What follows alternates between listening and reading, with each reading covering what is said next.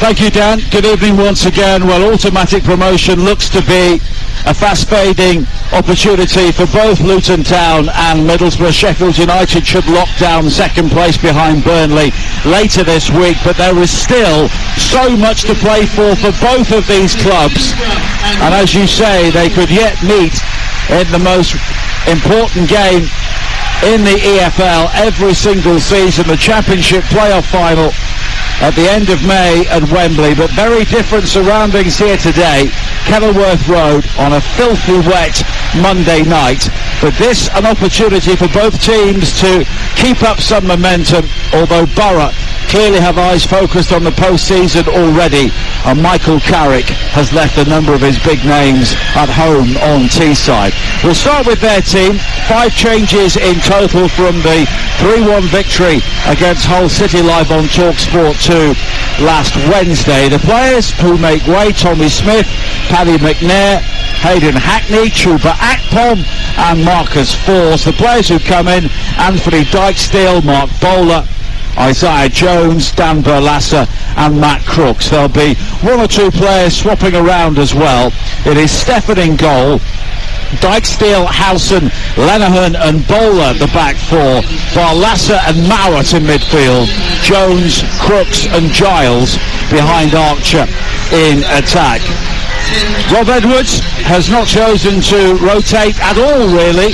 Corley Woodrow is unavailable due to injury, so Elijah Adebayo comes back into the starting lineup. That's the only change from their draw at Reading. It is Horvath in goal, Doughty, Bradley and Lockyer the back 3, Drama, Nakamba, Mpanzu and Bell across midfield, Campbell in behind Morris and Adebayo in attack. And talking strikers, David Connolly, of course, this time last year, Elijah Adebayo was putting up the sort of numbers that Carlton Morris is now. Of course, he's had his injury problems this season, but he could be a very important player coming back relatively fresh for the closing weeks of the season. Yeah, that's right. I mean, he's certainly been excellent this season. As you say, he's picked up the baton a little bit.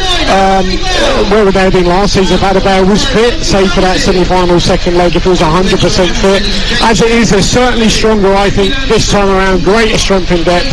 Luton, and obviously Morris come in, Woodrow come in, so yeah, they're really strong up top. And Adebayo and Morris are such a handful, and with Alan Campbell in behind them, and they are 3 absolute pests. Yeah, they will cause so much trouble to Borough tonight, as they have done all season. They've been outstanding, those 3. Well, the Luton team lining up on the edge of the centre circle here. Graham Scott is our referee here, and the Luton team tend to do this pre-match, while members of the opposition often choose to take the knee before kick-off. Middlesbrough in all white this evening, Luton in their orange shirts with the white flashes on the front, black shorts and orange socks. And there is another raucous atmosphere inside this stadium. It would certainly be an interesting addition to the Premier League next season should Luton Town get there. I'm not quite sure what some of the big guns would make of Kenilworth Road, but it would add to the rich tapestry of the Premier League. But Luton still have so much work to do, as do Middlesbrough, and this a real opportunity to continue momentum and maybe sow 1 or 2 seeds of doubt in the opposition minds this evening. Luton get the game underway here on Talksport 2, attacking the goal away to our left, and they get a free kick inside the opening 10 seconds for some holding down on Carlton Morris. Yeah, because they know, as we just touched on, we just spoken probably about how long have we spoken about the strength of Carlton Morris in the air. He was absolutely outstanding here against Watford, and yeah, they just try to double up, 1 in front, 1 behind their Borough, and obviously the referee has maybe been told about that and it's worked in their favour. Got a free kick. Free kick for Luton, wide on the far side there, right, as we look out from the main stand here at Kenilworth Road. And it's flighted in, high towards Sonny Bradley. Beyond him, Howson goes tumbling, and a goal kick has been given in the end. Middlesbrough have sold out their allocation. Around 1,000 of their fans have made the long journey down from Teesside to the home counties, away to our left. And Zach Steffen, on loan from Manchester City, will take the goal kick. Howson filling in as a central defender here this evening. In fact, the ball has been left for him. And Mark Bowler filling in as the left back. Anthony Dykesteel on the right. So two relatively untried fullbacks in terms of first team action this season, as Luton almost won it back in the midfield. But here is Archer now coming forward for Borough, wide to this near side, and Dykesteel. Isaiah Jones on the right hand side of midfield. Of course, he really came out of the cold against Hull for that second half last Wednesday and helped to turn a 1-0 deficit into a 3-1 win. Howson has been closed down by Adebayo just in front of us, and it will be a throw-in to Middlesbrough on this near side. 2 minutes played on Talksport 2. Luton Town 0, Middlesbrough 0, live and exclusive to national radio on the home of the EFL Talksport 2. As Crooks comes forward now for Middlesbrough on this near side. Archer lays it back to Dykesteel, has support from Crooks again, but it's now Howson on the halfway line for Middlesbrough, and they will be patient. That's their trademark style under Michael Carrick, and they will often bide their time to look for the opening. It can look rather laboured at times, but when they make it work, it clicks very effectively. As Howson now clips it over the top under pressure from Adebayo, and this time it's overhit all the way through to Ethan Horvath. Yeah, good start though from Borough, isn't it? Nice and calm, confident. You'd expect with Howson there slotting in at the back, not afraid to build from their goalkeeper. Howson took it back to his goalkeeper, and then they built from there. I mean, one thing you say about Zach Steffen, he is superb with the ball at his feet. I mean, I think he probably punches a lot of crosses maybe that you'd rather he'd take, but certainly with the ball at his feet, he's superb. Doughty plays it forward on this near side. Howson will chest the ball down on the edge of the penalty area. Now Jones plays the 1-2 with Barlasser, and Jones can now bring it forward down the right on towards Crooks, who nutmegs Bradley, making his 450th league appearance here tonight, but it runs into the path of Lockyer, who tidies up for Luton, plays it long downfield, and is gathered by Steffen on his thigh outside his penalty area, really epitomising what you said. Yeah, he's really good with the ball at his feet. That certainly helps him build. Doughty losing out to Jones down the right for Middlesbrough. Jones can hit the byline, slid across into the near post, but it's claimed unchallenged by Horvath. He's so quick, isn't he, Jones? Did really well to get there to the byline, just a bit of a disappointing cross. It's flicked on by Morris, and now Giles is back there to try and deal with it, has support and works it wide with the help of Lenihan towards the far side. Now Bowler, but Bowler has been closed down, but the challenge from Luton only succeeds in giving it back to Giles. Borough then appeal for handball, but a throw-in's been given. Yeah, sorry, no, he's so quick, Ryan Giles. I mean, I saw him as I was touching on with Dan in the build-up, at Wolves for the under-21s years ago, about 4 or 5 years ago. He's absolutely brilliant, so quick, and on the right-hand side as well, Jones. A lot of pace in this Borough side out wide. He's now 23, Ryan Giles. He's been out on loan for the past couple of years, had some good spells at Coventry, and he must be wondering, if Wolves aren't going to play him, where his future is. Yeah, well, I'm sure there'll be plenty of takers for him, that's for sure. Absolutely. Now the long-legged Adebayo plays it back towards this near side, and Bell pings it over the top. Morris in pursuit, but it's nodded clear by Lenihan. Howson quickly plays it forward into Barlasser, who was crunched into by Campbell, but no foul. Now Dykesteel for Middlesbrough on this near side. He's away from Adebayo, and he'll now try and take on Doughty.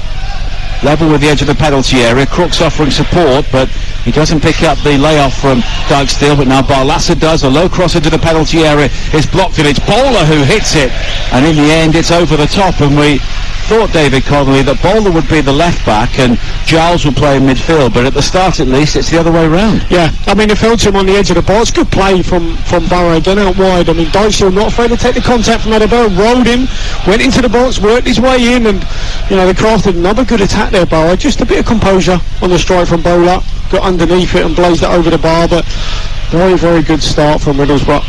Bowler did start at Blackpool as a central defender, but he's also played at fullback, and he's playing on the left-hand side of midfield here tonight. Now Morris chasing another long ball forward, but it's guarded back by Lenihan, and the ball really skipping off a very wet playing surface here. Yeah, they've dealt with the long balls though pretty well, Borough, haven't they, so far?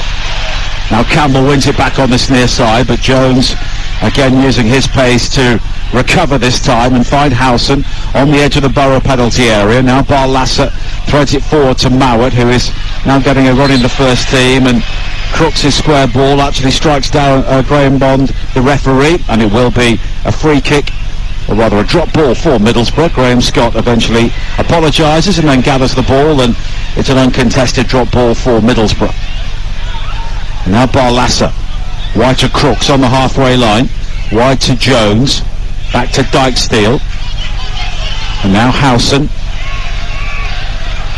and Mowat is challenged by Morris, but Lenihan's got time to play it wide towards Giles again, and it's skipped over the top by Bowler, but Lockyer will get there before Archer and plays it down the line for Luton. 6 minutes played here on Talksport 2. Luton 0, Middlesbrough 0. Middlesbrough won 2-1 in the corresponding game at the Riverside, which was actually Rob Edwards' first game in charge back in December, and they took the lead in that game, but Tubarak Palm and Matt Crooks in the final minute won the game for Borough.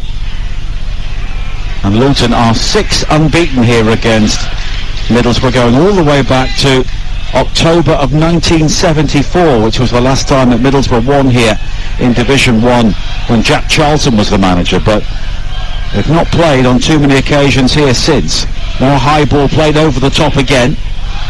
Mowat will nod it infield for Crooks, who does have that physicality to roll the challenge of Campbell. Campbell nudges him to the ground, but Middlesbrough maintain possession. Barlasser finding Mowat again. Crooks making the run down the centre, and he almost picked out Jones on the edge of the penalty area, but in the end Luton will clear. Well, they covered round really well. There was Bell that got on the cover to stop that through pass to Jones, but actually Dykesteel was a better pass out wide from Mowat. Now it's quickly played forward by Lenihan again, and it's won back well by Nakamba. Wide to the far side, and the opportunity for Cody Drammer to bring it forward. Good ball as well on Panzu to the byline on the right, slides the ball into the penalty area, slips as he crosses, and as a result it's behind for a goal kick. Yeah, and we've had a lot of rain, haven't we? You touched on it earlier about the ball skidding off the turf, and it's done it there. You know, that was a decent through ball, you know, from Panzu. Touch is a little bit heavy, but normally would have kept that in, but because there's so much water on the surface, they skip straight off and off the pitch.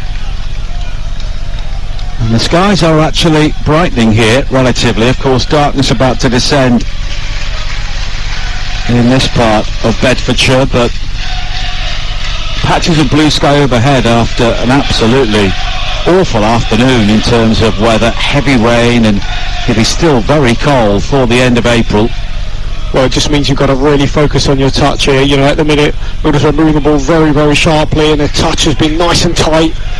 And you need that when the pitch has got, you know, a lot of water on it, and it zips off it really quickly. Can be often a real test of your first touch. But the pitch is the best condition I've seen it in here at this stage of the season for many years. Yeah. No problems at all underfoot apart from the rain, as Crooks plays it over the top. Lockyer heads away. Crooks then challenging, and he seemed to lead with his arm there, and a free kick has been given. The Luton player is down just outside their penalty area, and the referee will check on him. And Crooks does have the tendency to throw his arms around at times in those aerial duels, and he certainly did so there. Well, I think he's not afraid to mix it as well. He did just seem to lead though with his arm. I'm sure the referee's going to have another word with him here. Yeah, he is. Just calling him over. Now, Murray Bell is the player he caught, and just a word from Graham Scott, no more than that for Matt Crooks. Player who is making his 100th league start here tonight, does apologise to Amari Bell, but he's been a player who has had to be patient for first team football under Michael Carrick. Of course, Tubarak Pom has really made that place his own, although he's on the bench here tonight. He and Hayden Hackney, two of the first teamers who have been given a rest from the start. A number have not even made the trip, and a number of youngsters have. Names like Brian Belongo, Jack Stott and Kane Sykes are on the bench here this evening, all youngsters from the under-21 side. Here is Howson on the halfway line. always seems to play. Down the line for Jones. Jones, though, challenged by Doughty.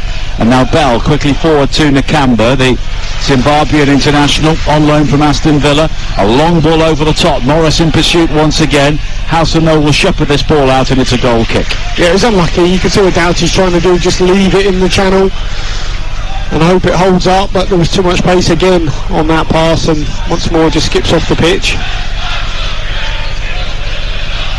11 minutes played here at Kenilworth Road. Luton 0, Middlesbrough 0.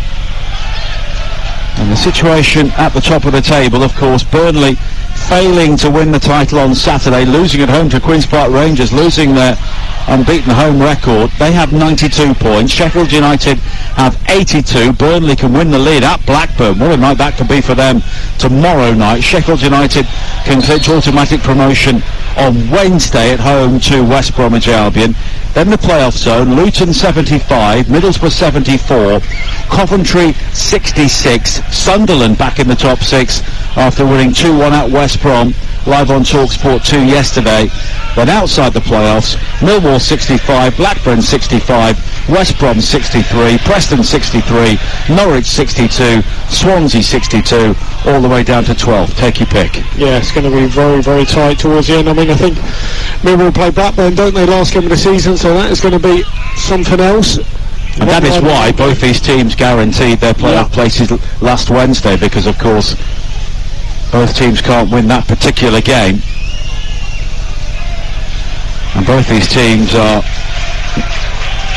guaranteed home advantage in the second leg of the playoff semi-finals as well. The playoff schedule was announced today. You can check out all the dates at talksport.com, but in the championship, in the first leg, 6th will play 3rd Saturday the 13th of May at 5:30. The second leg Tuesday the 16th at 8 o'clock, and then 5th will play 4th on Sunday the 14th at noon, and the second leg will be on the Wednesday night. Every single playoff game from the Championship and Leagues 1 and 2 will be live across the Talksport network. The only place to bring you every single playoff game on the home of the EFL, as Bell brings it forward now for Luton, back towards Campbell again, and rather subdued inside Kenilworth Road once the game has got underway. I think the fact that both teams now know they can't get automatic promotion realistically, and it's going to be the playoffs, as maybe just focus one or two minds.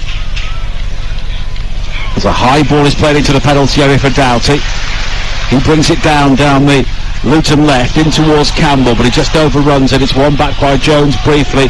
Bell is now challenged by Crooks just in front of us, and Bell does well under that pressure to go all the way back towards Sonny Bradley once again. Now a high ball played forward looking for Adebayo, and it's gathered by Zach Steffen, and it's all a bit shapeless at the moment, Dave. Well, it certainly is from Luton. They are trying this ball back to front. That's not a bad one though, up to Cameron Archer. Oh. And coming out towards the edge of the penalty area, Horvath comes out and parries the ball away.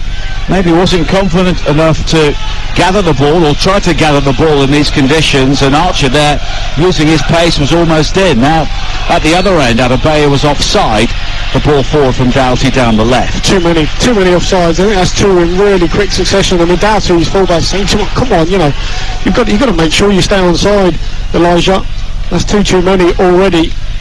Just stop attacks at source. You've got to look along the line, and to be honest, he's on the left-hand side of the pitch. He can have a little look and make sure he stays onside. Adebayo with 7 goals this season, and the last one of those was back on January the 31st. Scored 16 during the campaign last time about. As David was saying, he was injured for the second leg of the playoff semi-final, and Luton really missed him, but while he's not been scoring, Colton Morris has, with 19 goals so far this season and 6 in his last 9 games, and 5 of those goals have come in 1-0 wins, which of course really carry a value at this level. Absolutely.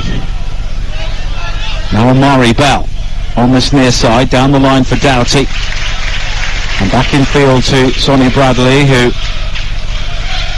scored Luton's first goal back in the Championship against Middlesbrough. in August of 2019. I remember being here, the opening game of the season, and it was a cracking 3-3 draw, and it was Jonathan Woodgate's first game in charge as Middlesbrough manager, and of course now he's back as the assistant to Michael Carrick. Crossing from Doughty, allowed to travel towards Adebayo, who brings it down. Left foot shot from him, though, is into the arms of Ethan Horvath. Yeah, nice bit of footwork, though. We touched on that at the start as well, how good he is with the ball at his feet, Adebayo. I mean, Ryan Giles, ball skipped off the turf, he tried to chest control it, just missed it. Adebayo picked it up, shifted it inside. Nice idea with the left foot curler from the right hand side of the box, but just straight into the arms of Zach Steffen. And you're listening to Luton against Middlesbrough in the EFL, live on Talksport with Carling, the UK's #1 lager, 18 plus. Please drink responsibly.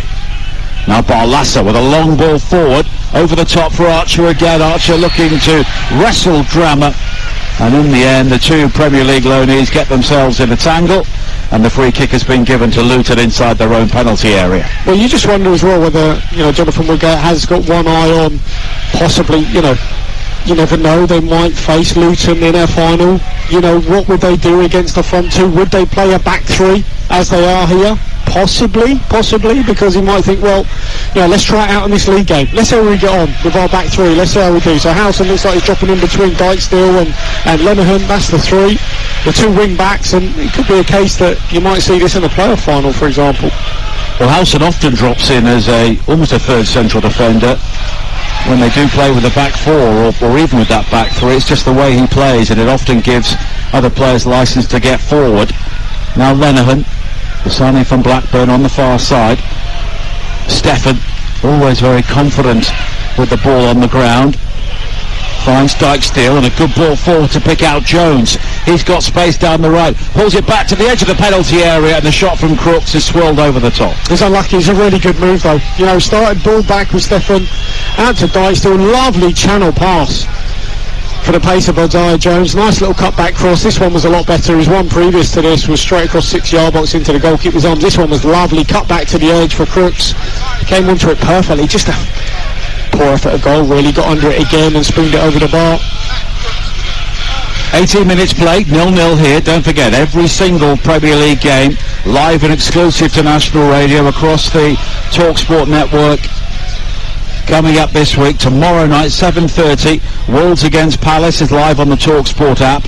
Here on Talksport 2 at 7:45, Villa against Fulham, 8 o'clock over on Talksport. Big game at the bottom, Leeds against Leicester. Then on Wednesday, 7:30 on the app, Forest against Brighton as Luton are caught offside again.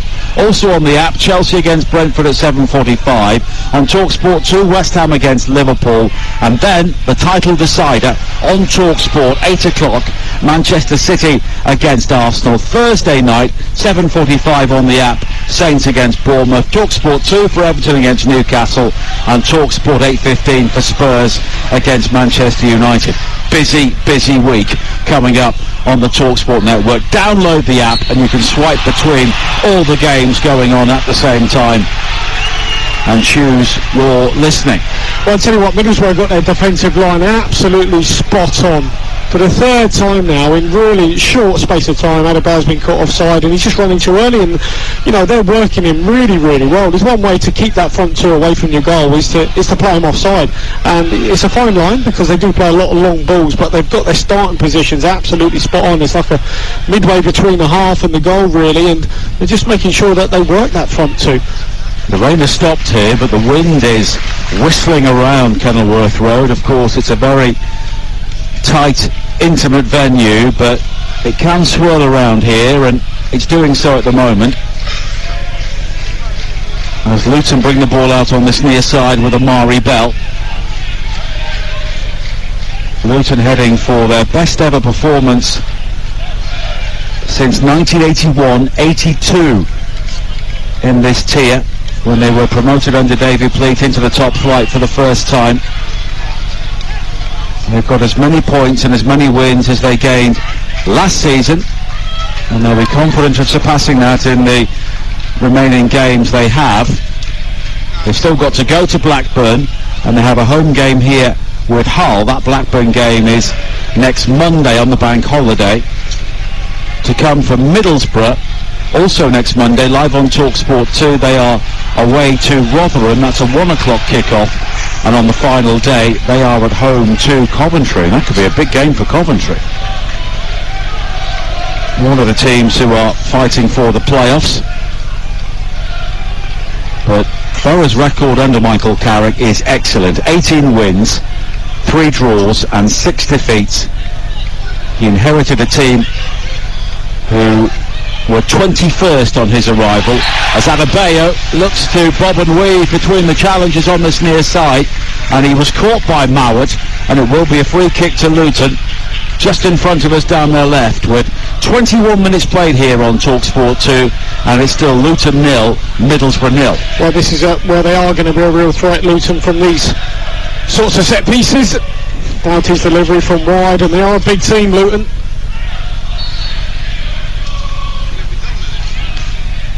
Doughty will take it high into the penalty area. Stefan comes a long way to punch, and it's controlled on the edge of the box and played wide again by Mpanzu.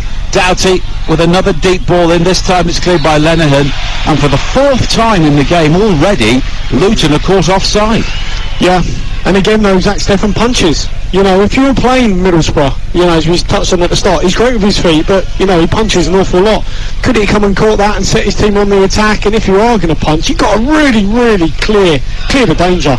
Punch it as far as you can. He said he punched it at someone on the edge of the box. Luton picked it up, and, okay, they're offside, but it's certainly a flaw in, I think, Stefan's game. Now Barlassa, signing from Rotherham in January. Only his 2nd start here tonight.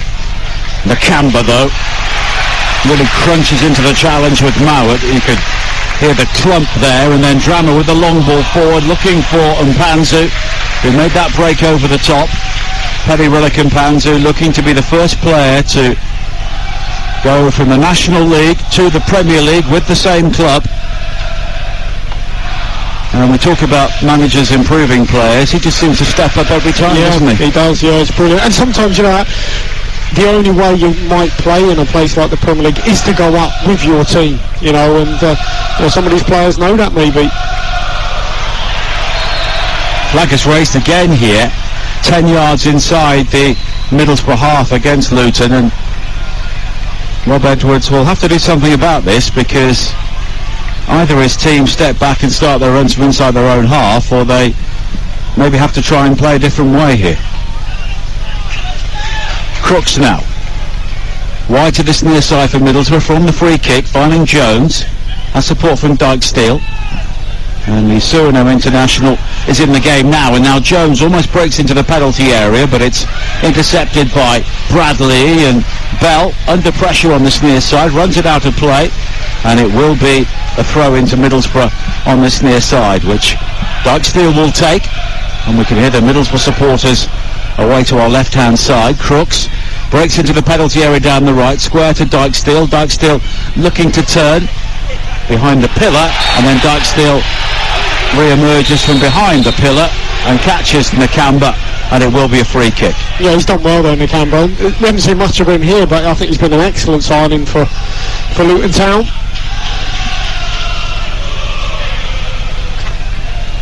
But he is a player who has just been eased out at Aston Villa by other names being brought into midfield, and of course there have been 3 different managers in charge since he was signed, so there's always a risk that if your face doesn't fit, you find yourself on the outside looking in, and that's the case for him at the moment here.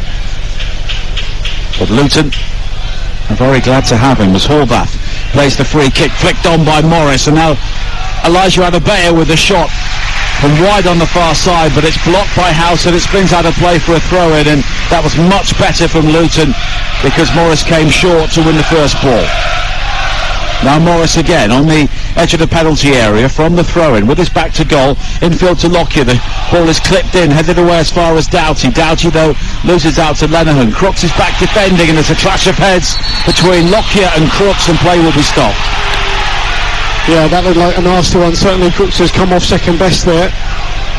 I mean, we go back to the long ball, you know what's coming for Luton Town, and Middlesbrough, they rush into a back seven really, just trying to pick up, if they don't win the first one, can we pick up the second one? Eventually Luton keep it alive, they get the throw, chuck it in the box, it's cleared. Looks like Matt Crooks was caught, but he's up, he's about, he's okay. I mean, the crowd are booing, thinking that he's really played for that, but certainly looked like it was painful, but he's up and about and he's alright. Maybe play should have continued, but I guess he went down holding his face, so he's got no choice. The referee's got no option really, and people are booing that Middlesbrough had the ball. One or two of their players were annoyed, but now Panzer and Howson are discussing who should challenge for the drop ball, and the ball's been given to Luton. Well, Middlesbrough are saying, hang on, we had the ball, we should be contesting this, but in the end, Luton play on. Here is Bell. Very deep cross into the penalty area, play back across the face of goal at the far post by Drama, who wasn't picked up, and it's headed away. Now Lockyer, wide on the far side, the Luton right, back in field towards Nakamba again. Darkness has now descended here at Kenilworth Road. Chilly evening, but thankfully dry now under the lights as Adebayo plays it wide to the far side, and we can clearly see the shadows of all of the players splayed out across the playing surface here. The floodlights are very low on the far side, and I would imagine that if they got to the Premier League, that's one thing that they would need to address. But of course this ground is hemmed in by housing, so that's something they need to consider as well, as Bradley brings the ball under control and plays it all the way back towards Ethan Horvath, the American international, one of two American internationals playing here tonight. Of course, Zach Steffen at the other end. Horvath on loan from Nottingham Forest, and he's kept 19 clean sheets so far this season, which is an outstanding record. Although Luton run the ball out of play on the far side, but they are currently 11 games unbeaten since a 1-0 loss here against Burnley on the 18th of February. And they've not lost away from home since they were beaten by Middlesbrough 11 games ago. Back in December, it's only 2 losses in 21 games, which is remarkably consistent, and in maybe another year they will be challenging for automatic promotion. They could already be up. As Lenihan plays it over the top now, looking for Mowat, who breaks from midfield. Thumbs up from Alex Mowat. Good run. Appreciated the intention, but it's gathered by Horvath. Yeah, was a good run. Good forward run there. I mean, certainly they've got to get up and in support of Archer, and they hasn't really seen that much of the ball so far, has he, Cameron Archer? Certainly relies on the service in this shape. Now Morris chasing a long ball forward, but again it's gathered by Steffen. And neither goalkeeper has had a shot to save so far, anything like it. Mowat wide to the far side, and Giles, and Bowler takes over. Both teams have had 2 shots on goal. Here's another opportunity now for Adebayo. The cross in though was volleyed clear at the near post by Howson. Cody Drama encouraged to shoot by the crowd. He does so, but Mount is there to block it. Spins high into the lights on the far side, and then out of play for a throw into Luton. Yeah, Bowler just took a little bit too long in possession, was robbed a bit, and that was a good attack there. Nice ball in from Adebayo, just trying to pick out his strike partner along the 6-yard box. Good defending though from Howson to clear the danger. However, long throw, you know what's coming in the box, and this is where they are a threat. Looped in by Drama towards the near post. Lockyer flicks on. Howson is there to head the ball away, and then Giles with a complete miss kick under pressure. The ball goes straight up in the air, and then when it comes down, Luton Town have been given a throw-in, and there is a problem here for Tom Lockyer. That's why players been stopped. He had that clash of heads earlier on with Matt Crooks, and clearly some blood is seeping from a wound on his head, so players been stopped once again. And they'll just take their time here to make sure that he's okay. Can't take any chances. Half an hour played here on Talksport 2. Luton 0, Middlesbrough 0 on the home of the EFL. So Luton and Middlesbrough are guaranteed their playoff places and home advantage in the playoffs as well in the second leg of the semi-finals. Looking at all the teams involved at the moment, David, could you pick one? Do Blackburn and West Brom have an advantage because they've got a game in hand? Yeah, you would say maybe they might do, but You know, it's just so difficult to call at this stage. You know, Preston have had a great season, haven't they? Tom Cannon done brilliantly there. West Brom obviously were flying, and you know, maybe it's been a little bit harder. Bad defeat against Sunderland, which has seen them creep into the top 6. So very, very tough to call. But it's amazing. On so many occasions we thought, well, they're done. Yeah. And then they're back in. Yeah, Sunderland included. I thought when they drew at home to Hull, I thought they wouldn't come back from that. Yeah, I mean, Coventry have had an incredible season, haven't they? Absolutely incredible. What a job Mark Robbins has done there for years, numerous years. Think of the firefighting he's had to do off the field as well. Yeah. Scrapping, trying to get players in, and you know, young players on loan, and you know, battling where they, you know, battling for their home ground, often having to play at St Andrews, and I mean, goodness me, incredible job. Well, they're up there. They and Sunderland are in possession at the moment, but that could change this week. Blackburn at home to Burnley tomorrow night, and Sheffield United playing West Brom on Wednesday, and it'll be tough for Blackburn if Burnley win the title on their home ground. There may be one or two Burnley fans who aren't too disappointed they lost on Saturday if they got the opportunity to win the league at Ewood Park now. That's true. Having seen Blackburn concede that added time own goal at Deepdale on Saturday, there was some real disappointment there, because when Sammy Smodix put them ahead legally, if they'd won that game it would have been in their hands, they would have been in a very strong position, but moments like the own goal from Dominic Hyam can just change seasons. Yeah, they can, absolutely. And there'll probably still be a couple of twists and tails. You know, if you go back to last season for Middlesbrough, you know, they kind of blew it. If you remember, they lost 1-0 to Hull, and if they'd have won, they would have gone 4th. Then they went into the final day against Preston, got smashed 4-1. You know, and really went out with a whimper. Well, they're certainly not doing that this season. Well, Lockyer has taken his shirt off, and he's heading off on the far side at the moment. Whether they've just tried to patch him up for now, we've got 12 minutes to play in the first half, plus added time here on Talksport 2. In fact, Lockyer has put on the numberless shirt on the far side for now, so he will be coming back on, and play will resume with a throw-in for Luton. Down the line, looking for Morris, and it's headed away by Bowler again. And it's not quite been the spectacle we were hoping for so far. Well, no, I mean, it's a bit bitty. You know, we know how Luton play. We touched on that at the start, didn't we, in the build-up, and nothing's really changed here, but that's why they get the ball out of there like that, in the box, and he's so strong, takes it down. In the end, it's cleared away, but Bradley has it on the halfway line. A high ball wide to this near side, and it's cleared away by Jones, and it will be another throw-in for Luton, and they've got another opportunity to get this ball in high, get it launched. It's short on this occasion, and Morris tries to win it. He's challenged by Howson, and the ball has gone behind for the game's first corner. Yeah, that is kind of what they were playing for, right? You know, chucking it into Morris in a really tight area near to the side end line.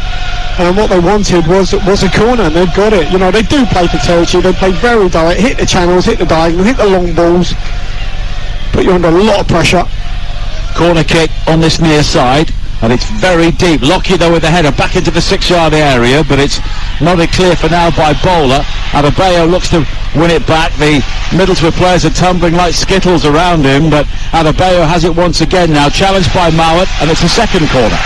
He does well, doesn't he? You know, look, he's strong, etc., but with the ball at his feet, I mean, he can get out of really tight areas as he did there, got turned, face forward, took his man on, again went to the line, hoping he gets a put in or gets a corner. If he can't get across him, that's exactly what he's got. Drammer will take the corner kick for Luton, down this near side. 35 minutes played on Talksport 2, and it's Luton Town 0, Middlesbrough 0. Drammer, again it's very deep, nodded down by Bradley. It bounces across the 6-yard area before it's volleyed clear by Crooks, and Bell under pressure from Jones, who is so quick, and Bell does really well there. Believes he was fouled by Jones, and eventually the referee does give a free kick. Well, that is where you have him back, isn't it? That last man is so important, that he's quick. Not too many quicker than Amari Bell. It's a good foot race though with Jones. Did well just to turn away from trouble and draw the free kick. Free kick taken quickly to Doughty, and all the way back towards Bradley. And it's been one of those games so far which has almost been a clash of styles, because Luton are going long and they do so again. It's Campbell making that break from midfield.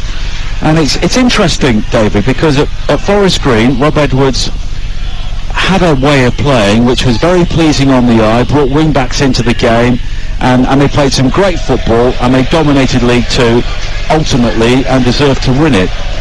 At Watford, he wasn't there long enough to discern a style of play, and here he's doing something completely different, which maybe shows he's a good coach because he's getting the best out of what he has. Yeah, and as we touched on as well in the build-up, building on what Nathan Jones did, and there is not a lot different to how Nathan went about things in terms of how they play. At times it's attritional, but it's effective, make no mistake. It's cleared away by Bradley, over the top once again. And it's gathered this time by Stefan, and of course you need that flexibility, and Luton do have the opportunity to get the ball down if they need to, but against the high line tonight maybe they believe that sooner rather than later they will find some joy, because there is plenty of room in behind if Morris and Adebayo can time their runs, or maybe somebody from deeper. Now Dyke still on this near side, unable to keep the ball in play, and it will be a throw-in to Luton Town once again. Yeah, they just need to get going. Certainly Middlesbrough haven't been quite as good in possession of late. A couple of misplaced passes, that one there from Howson, uncharacteristically passed it off the pitch. Throw-in which Amari Bell will take. As we head towards half-time here on Talksport 2, Luton 0, Middlesbrough 0. Third against fourth in the Championship. Adebayo wins it back towards Nakamba, and Nakamba turns and he'll find Lockyer without a name or a number at the moment. And now Bradley on towards Bell again. Luton here have got plenty of players forward. Adebayo though isn't found. It's Howson who cuts it out, plays it short to Mowat, almost a bit too tight there for Middlesbrough in the midfield area. Giles is then closed down on the far side by Drammer, and that will be a throw-in for Middlesbrough. And Cody Drammer again, I saw him play for Cardiff last season in a struggling team, and he thought he was okay, but he's another player who's really stepped up the last 12 months or so. Yeah, he certainly has. He was sharp onto Ryan Giles there. Ryan Giles just needed to move away from Cody Drammer. It was far too close to him. Now Bradley takes a chance with the pace of Jones on this near side, but he manages to clear, and Doughty's ball forward in the end deflects out of play off Dyke still. It will be a throw-in for Luton. And what is a cool, clearing night here in Bedfordshire.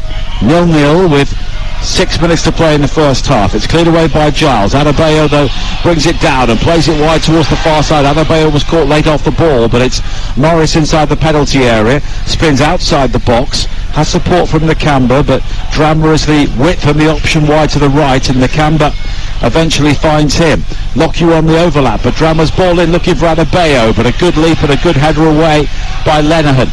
Now Crooks with a back heel in field to find his former Rotherham teammate Barlassa, and Crooks with the ball over the top, and Archer will chase, and in the end Horvath has lost it. Archer with a great chance, he rounds the goalkeeper and he puts it into an empty net, and Middlesbrough take the lead, and that is a personal nightmare for Ethan Horvath. He came charging out of his goal, lost out to Archer. Archer then had the confidence to round the defender on the line and roll the ball in.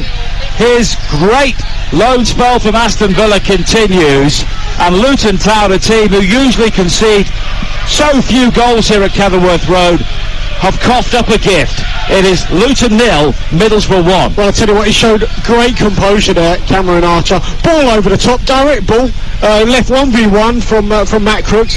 Even Horvath made a right hash, came flying out of his box, went to clear it, completely missed it. But then he's got an open goal, but he knows Sonny Bradley's chasing back, trying to clear.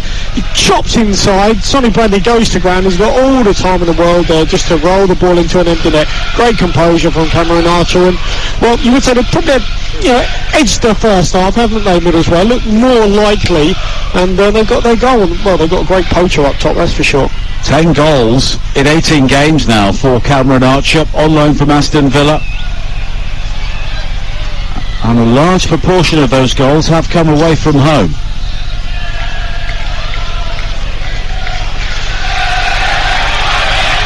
Luton must come from behind. Doughty with a good ball into the penalty area, but claimed well by Stefan. Under pressure, but got both hands on it and made a clean take. Yeah, good handling. Spoke about the amount of times that he does like to punch Stefan, but did the right thing there, claiming it in his arms.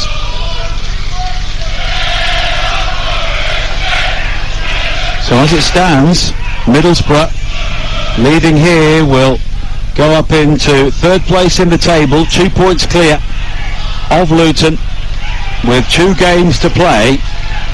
It doesn't really matter whether you finish third or fourth and whether you play fifth or sixth, maybe not, but a win's a win. Here is Archer, left hand side, back in field to Bowler, complete miss kick from him, and in the end it will be cleared away on this near side and Luton can bring it clear through Doughty. A high ball over the top, Morris flicks on, looking for Adebayo, nodded away though by Howson, and now Barlassa once again. Mark Bowler has not scored since the opening day of last season, and maybe we saw why there. Now Bradley finding Nakamba. Nakamba has been wrestled to the ground by Mowat, and Luton Town will have a free kick. Well, I mean, the tells are up. The ball just came into Matt Crooks there. He let the ball run through his legs, hoping maybe that Cameron Archer was behind him. Probably played it blind. It didn't seem like he had a shout from Cameron Archer. But that's good. The 9 and 10 working in tandem, work for the goal, and at least they're trying things there as a pairing. Bell with the ball wide to the far side. Drama slips as he tries to recover it, and it spins into the Middlesbrough bench, and it will be a throw into Borough on the far side with 2 minutes to play in the first half here. And it's Luton Town 0, Middlesbrough 1 on Talksport 2, the home of the EFL. Cameron Archer scoring yet again. And Aston Villa have produced so many great players from their academy in recent years, players who, if they don't necessarily succeed at Villa, they go on to have good careers elsewhere. And he is so quick, isn't he? So quick. There's a lot of spacing behind there, wasn't there, behind Sonny Bradley, who, terrific player, played with him at Pompey, and, he's got lots of strengths, but he's probably not the quickest. And when you're up against that sort of pace with Archer, then it's always difficult with that much grass in behind. But it was the calmness as well to come back in field. He could have maybe snatched at it on the left foot and he was wide. But he was aware. He knew where Sonny Bradley was. He'd be trying to make a last-ditch tackle. Now Dugsteel throws in field again. Both of the defeats for Luton in this current 21-match run have come here against West Brom and Burnley. And another pace setter ahead here at the moment with just over a minute of normal time to play in the first half here. Barlassa. Good distribution, sorry Nigel, good distribution again there from Zach Stefan. Ball at his feet, just drops it over a Luton player into his full back. Terrific. Now Dugsteel's got some space. A high ball into the penalty area, but it's over Archer this time. Giles at the far post was showing an interest, but it's hammered away by Drama. And now Morris losing out this time to Mowat, and Barlassa has it once again, threaded forward quickly to the goal scorer Archer, and now back towards Howson, and Middlesbrough here patiently along the ground, working their way through the Luton team once again. Crooks now looking to slip it through towards Giles, but Drama's got pace as well, and he puts it out of play for a throw-in, but it's taken quickly to Mowat. Mowat wide on the far side again, a high ball down the line. Lockie though will get there first, and it will be a goal kick. They look a little bit rattled, Luton, because Drama there, he rushed his clearance, had all the time in the world. There was no one really on him, and rather than trying to find a way out of trouble, he just kicked it off the pitch for a throw. And it hasn't certainly been their best 45, Luton Town, that's for sure. And sometimes this is what we're touching on at the start. You change your team, the opposition keep a very strong team. Suddenly you look like you're the team of superstars. You can go and put on a performance, maybe come away with a positive result, and you've kept the large bulk of your team nice and fresh. That is what Michael Carrick is hoping for right here tonight. We're into 3 added minutes as Campbell charges down a clearance with his face, and it balloons high into the arms of Stefan. I mean, we've spoken about the depth in the Luton team, that they do have more depth, but they don't have the depth to maybe make 5 changes like Middlesbrough. No. Dykesteel brings the ball under control on this near side, and he's got pace as well, and he comes infield beyond Adebayo, now wide towards Jones beyond Doughty, who slips back towards Dyke, still inside the penalty area, slipped across the face of goal, and it's cleared away eventually by Lockyer, and Bell will play it high up towards the halfway line. Morris will flick on, but he was the furthest player forward, so he has to chase his own flick on, and it's cleared away by Stephan. Comes back to Stephan though again. I mean, how many times are you going to drop the ball over Adebayo into Dyke's door? I mean, that's about the third time in a row, and it just sets Borough on the attack. Brilliant distribution. Throw in for Luton, level with the edge of the penalty area on the far side, just in front of that famous clock which has been here for years and years, going all the way back to the plastic pitch and the ID cards.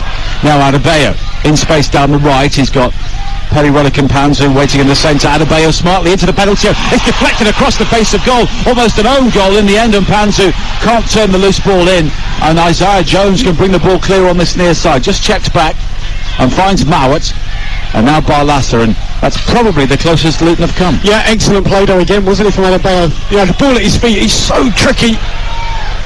Lovely little nutmegs, wasn't it, out wide in the box to create the opening, and a good cross. There he is again.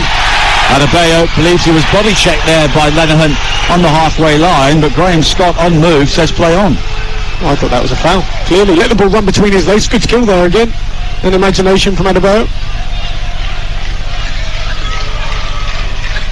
Now Barlaser forward again towards Bowler, and Bowler was taken down, but he still found Crooks on the left. Crooks back towards Giles. The early cross in is volley clear by Bradley up towards the halfway line. Lenihan will come across and just ensure the ball drifts out of play, and it will be a throw-in for Middlesbrough, who at the moment are in control.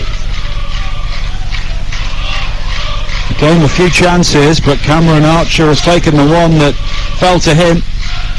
You can question the goalkeeping, but he still took it very calmly.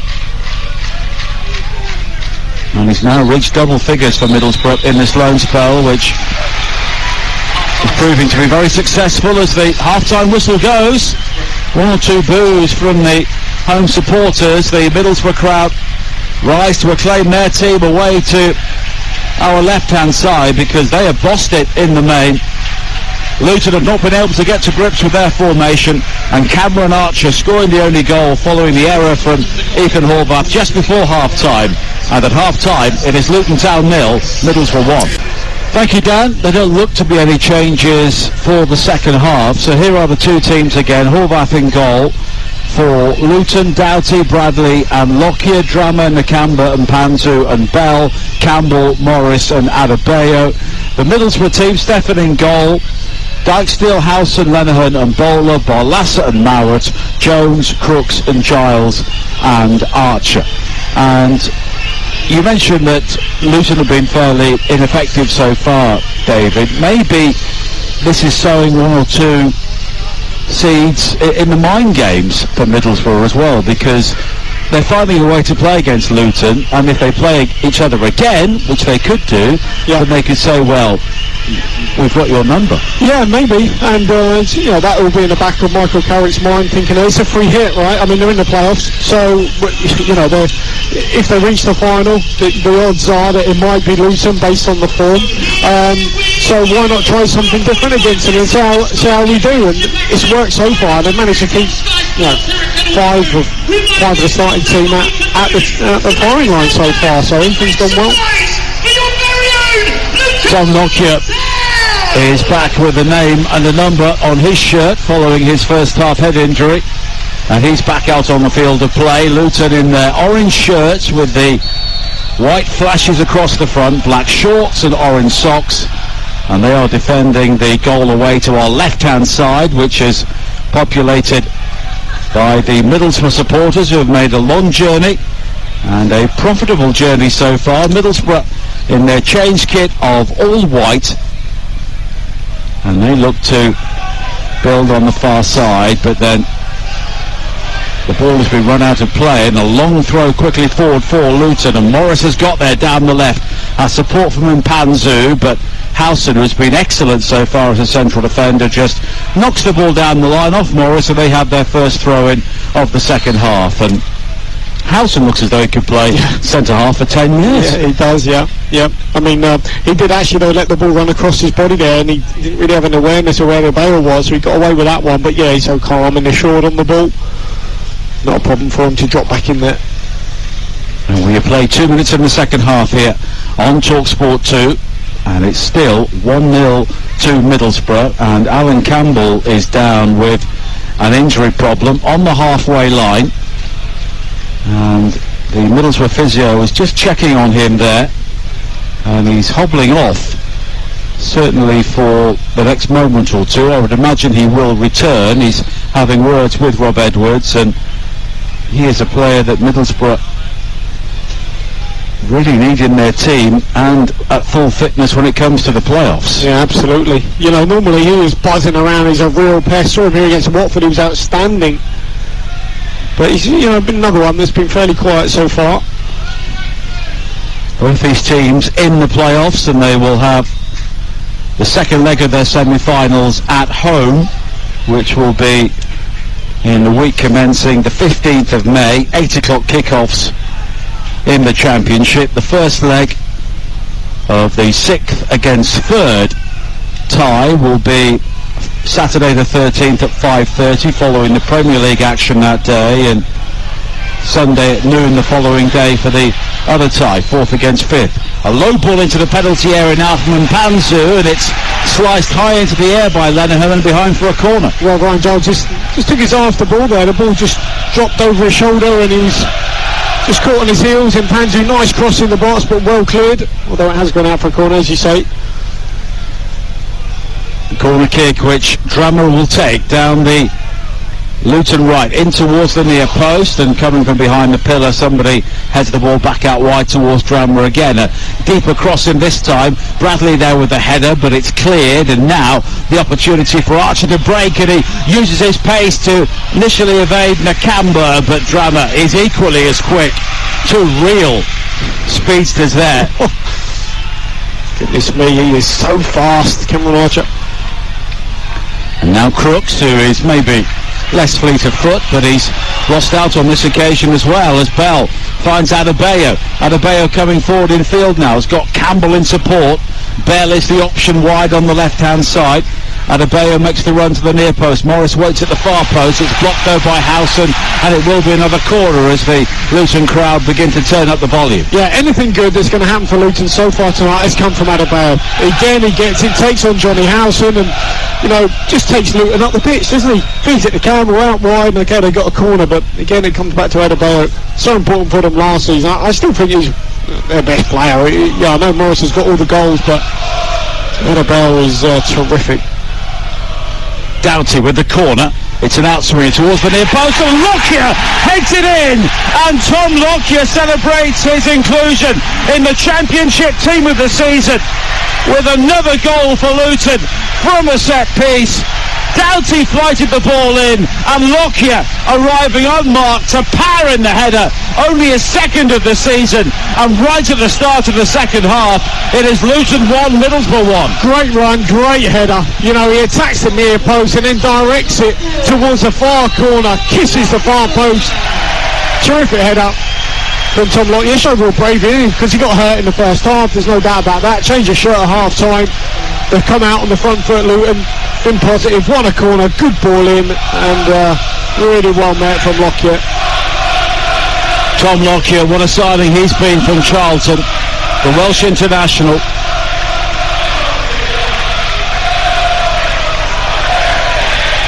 And really, playing against a team who was so good from set pieces, Middlesbrough just switched off there completely. Well, the delivery was outstanding as well, wasn't it? Great pace on it. Middlesbrough looking to respond with Dijksteel. Goes down on the edge of the penalty area, challenged by Nakamba. No free kick, now Mpanzu. Wide to the far side. Doherty's ball forward, chested off by Morris. Campbell tries to win it back. 1-1 here on Talksport 2. Mowat now, wide on the far side, the right for Middlesbrough. A back heel from Bowler. Picks out Barlassa. Barlassa will find Archer. Archer is almost rugby tackled by Lockyer towards this near side, and then Lockyer comes away with the ball. Archer gives him a bump, but Lockyer's not too bothered, and now Morris gathers on his chest, and then he's taken down some way off the ball. Graham Scott, the referee, checks he's okay and allows play to continue. Lockyer, good ball wide to the far side, and Doughty, who provided the corner kick for that goal. Campbell in space now on the left, but coming across to close down the room is Dykesfield, and it will be a throw into Luton. Yeah, excellent response here. You can hear the crowd. You know, Luton started off on the front foot, playing for territory again, but much better, more intensity to their play, zipping the ball a little bit quicker. Now Lockyer on the halfway line as the Luton crowd sing their appreciation of Rob Edwards, their manager. Now Bell. And it's low into the penalty area once again for Luton, but it's cleared away by Lenihan, and here is Jones. Jones again puts on the afterburners for Middlesbrough. Down the right-hand side, he's gone beyond Bradley for pace, unsurprisingly. Low in towards Archer, but his first time shot was deflected, had all the sting taken out of it, and it's claimed by Ethan Horvath. Yeah, that is a threat they possess. You know, defending deep, Middlesbrough on the edge of their box, they win the ball, they set Isaiah Jones free, and he is so quick. Makes his way to the edge of the Luton box, skips past Sonny Bradley like he's not there, and maybe just a connection from Cameron Archer. Difficult chance, wasn't it? Low cross, bounce just in front of him. But Isaiah Jones a real threat out wide. And we've got Jones, Archer and Drammer all on the field here today. I would think three of the quickest players in the Championship this season. Now Adebayo again looking to beat his man and come in field from the right, but it's cleared away, but Giles runs out of room. Giles is pretty swift as well. Yeah, well, he is. And it will be a throw-in to Luton. Back to their goal scorer Lockyer. 52 minutes played, 1-1 here at a vibrant Kenilworth Road now. The high ball in is headed away by Dykesfield. Once again, just getting in front of Morris and doing that job very effectively. Back to the halfway line and Sonny Bradley. Lockyer once again, lofted over the top. Campbell chasing. Howson though rises to cushion the header into the path of Barlassa. Now wide towards Crooks on the halfway line on the far side. The right for Middlesbrough. He goes down under the challenge of Bell. No free kick though. Graham Scott is determined to allow the game to flow here. He is. He had his whistle in his mouth a couple of times, but he hasn't blown it, which is good. Now Drammer on this near side. Player who came through the academy at Fulham before moving on to Leeds, and he was on loan at Cardiff last season as they were fighting relegation, and different sort of scenario here for him now. Of course, James Breen was sold to Southampton when Nathan Jones took him there, and Drama looks to be a more than adequate replacement. Well, Middlesbrough as well, you know, Jed Spence, 20 odd million quid, and yeah, and the reason that Jed Spence was sold was because Middlesbrough knew they had Isaiah Jones, so it just shows there is some value in full-backs, and Luton have produced so many in recent times. You look at James Justin and the two lads who went to Norwich, both started here. Max Aarons, and they just seem to time after time produce these players, and they've made a really decent amount of money from them, certainly from James Justin going to the Premier League, and Stacey as well going to Bournemouth. Now Jones, he's been on the sidelines for Middlesbrough, but he's sprung back into life in the last week or so, and he's high-stepping into the penalty area. Back to Barlassa. The crossing though is headed away by Bradley. Now Mowat wide to this near side, and Giles will try and take on Drammer. Plays the 1-2 with Mamet around the back. A low ball in, and Crooks puts it wide from 6 yards. I should have scored. Brilliant move though. Lovely give and go between Giles and Mowat. The two left-footers combining on the left-hand side of the box, and he cuts the ball back along the ground. It's the first time really someone's used their right peg here, and if it's a left-footer, he probably would have swept it home. As it is, he was coming straight onto it, used his right foot, and It's a difficult ask that when you're beyond the near post to use your right and direct it back towards goal. You've got to really open out your knee, and he didn't. Alan Campbell has now gone off following that earlier injury, and Jordan Clark, who scored at Middlesbrough back in December, comes on for Luton now. Another player they plucked from the lower divisions, signed from Accrington. And of course Luton do have to shop in a different area to many clubs around them in the Championship, but they do it so well. And that was under Nathan Jones, and Mick Harford does a really good job overseeing that side of the club. Player on the pitch, of course, and another striker who was fondly remembered, Lars Elstrup, was presented to the crowd at half-time here at Kenilworth Road. Played in the First Division days. Of course, Luton just missed out on the Premier League. They were relegated from the top flight, the old Division 1. In 1992, they lost at Notts County on the final day to go down when David Pleat was back here as manager.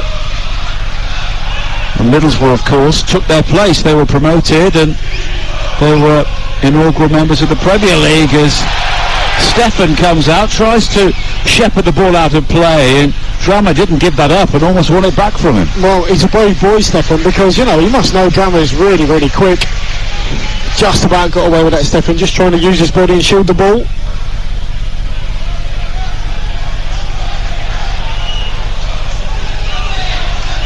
And now Zach Stefan will clear the ball away. Archer losing out to Bradley in the air, and Bradley has gone down. There were some afters there as well, but on the edge of the area, Morris now nods it wide towards Doughty. He goes for the audacious volley left-hand side, and it's high over the top. Yeah, and Sonny Bradley's gone over and said to him, look, because he's had it, if you go back to, he had a little push at Lockyer, didn't he, Cameron Archer? He's had a little kick out there at Sonny Bradley, who's now got back up. But obviously he's diminutive centre-forward. I've been one of them. You know, you've got to look after yourself, haven't you, up there against two. That's what you used to do. Well, you know, someone's got to. You don't get any support or help from too many others. Well, former Watford striker David Connolly here at Kenilworth Road, but we'll keep that quiet. Headed away now by Nakamba, and now Bell, but it's straight to Dykesdale. Dykesdale over the top, and once again great pace from Jones. Jones again bypassing Bradley, but the crossing has been blocked, and now on the edge of the penalty area, Mowat finding Giles with a left-footed ball in. Poor ball blocked by Drama, and it's cleared away towards Adebayo. And now Drama just in front of us on this near side, looking for Adebayo. Adebayo tries to just slot the ball away from Lenihan, but it hits Lenihan and goes out of play. Yeah, Sonny Bradley just sort of taking a minute and rubbing his head as if to say, come on, you know, get back in the game here. I've got to do a bit better, because in the foot race against Isaiah Jones, you know you're going to be second best. But once you get out there, you've got to put the brakes on. Keep your legs nice and close together. He just left them a little bit open.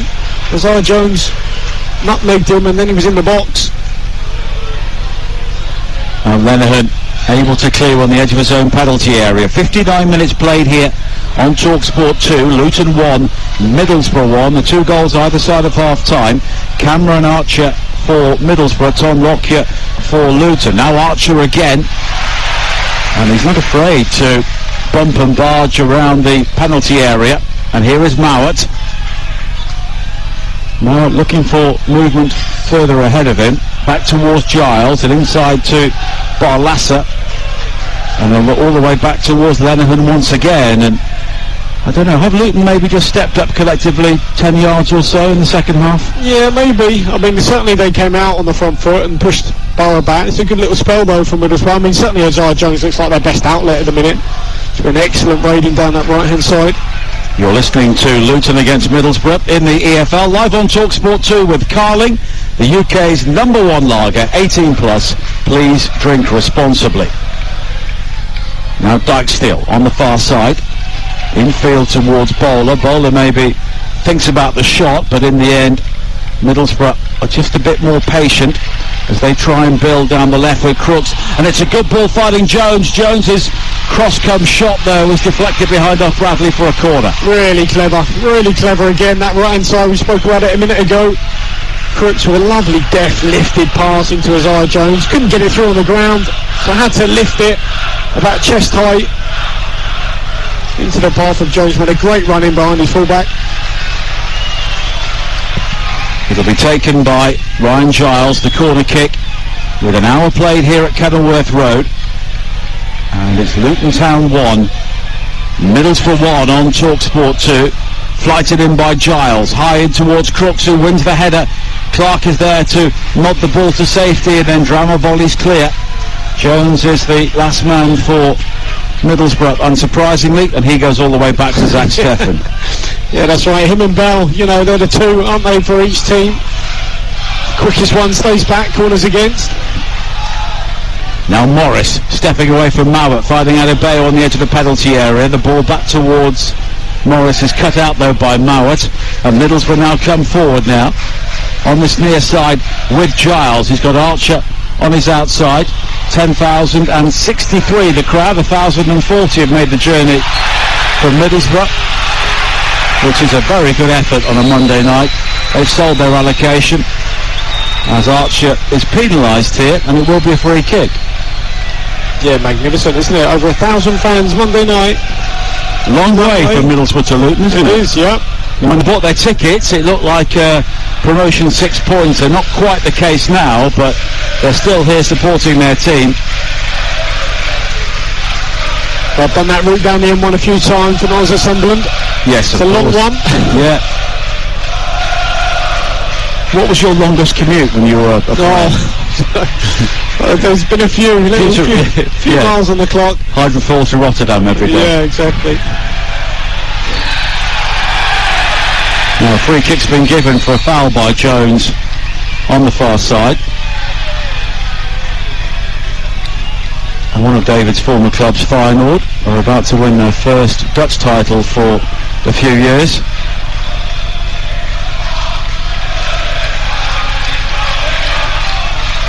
Now Lenihan on the edge of the penalty area, wide towards Giles. Giles now can look to play the 1-2 with Bowler, but Lockyer does just enough, and it will be a throw-in for Middlesbrough. 62 minutes played, 1-1 here at Kenilworth Road. Mowat lays it off towards Bowler again, and here is Dijksteel. Dijksteel finding Mowat on the edge of the penalty, just tries to roll the ball away from his man, but Bradley wins it back, and he almost found Morris on the halfway line. Appeals for handball against Houghton as he controlled the ball, but nothing given by the referee, and Middlesbrough had plenty of white shirts forward here, and it's Bowler now in the central area, finding Archer inside the penalty area, but this time Bradley does enough to just get in, and the ball bobbles back towards Horvath. Yeah, it was close though. It was close. I thought that was handball. It certainly seemed to strike Johnny Houghton on the arm, so a little bit unlucky for Luton there. But again, ball comes into Carlton Morris, he's easily lost possession, isn't he? They've just been a little bit sharper into the tackle bar at the back, and hasn't quite been his night, Carlton Morris, so far. He wins the ball now, but it's boomed away by Houghton over the halfway line. Bradley will play it all the way back towards Horvath, flicked on by Bell, but Middlesbrough now are back in the ascendancy. Jones's crossfield ball though was cut out by Drammer, who tries to charge forward, but he's closed down by Lenihan, and now Bowler again. Finding Barlassa, who's given the room to turn by Mpanzu, and it's wide to this near side, and Giles, only about 10 yards in front of us as we sit in the front row of the main stand here at Kenilworth Road. Mowat finding Lenihan again, and if you were to pick a winner at this stage with 25 minutes to play, you would probably think Middlesbrough look the more likely scorers if there is to be another goal in this game.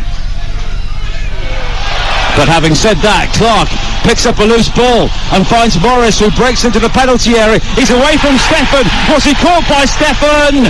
He was. It's a penalty. Careless play for Middlesbrough to initially give the ball away, and then Morris had the opportunity to evade Steffen. Steffen clipped him, and it will be a penalty. Well, it looked like his touch was just a little bit too heavy, wasn't it, Morris? The ball bobbled away, and he had to really sprint after it, get on the afterburners, and it looked like he just nicked it past Steffen in time to win his side a pen. The referee Graham took his time to think about it. Eventually did point towards the spot.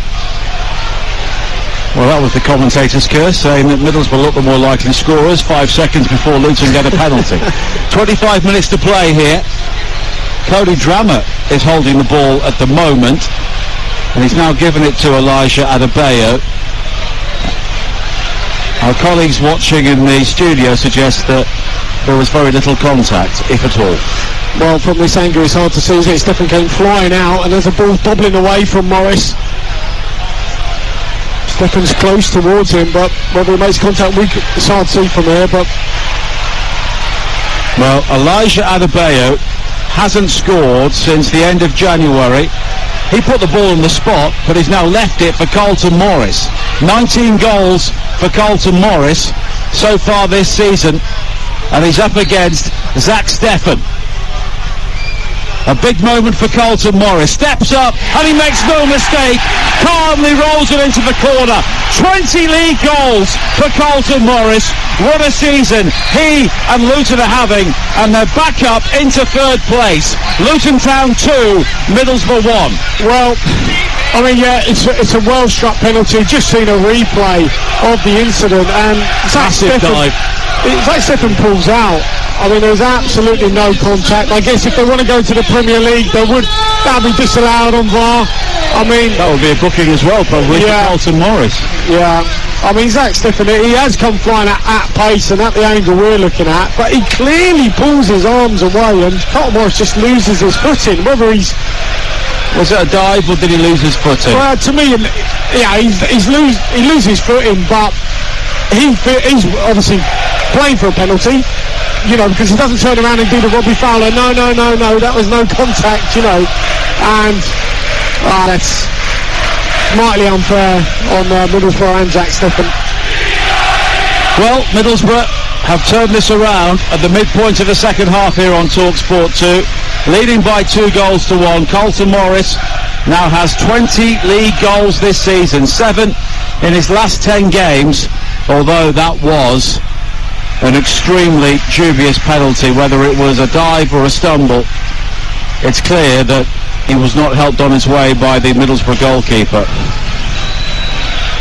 No, maybe if the assistant referee was on the opposite side, he might have had a better view, but nonetheless, he clearly, I don't know what else as a goalkeeper you can do. He pulled his arms back as far as they could possibly go to indicate that, you know, my hands are nowhere near his feet, but striker goes down, and well, the referee's given him the benefit of the doubt and pointed to the spot.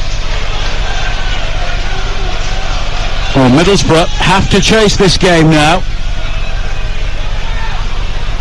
They've conceded 54 goals in the Championship this season, but they've now scored 83, and they are level with Burnley in terms of the goals scored.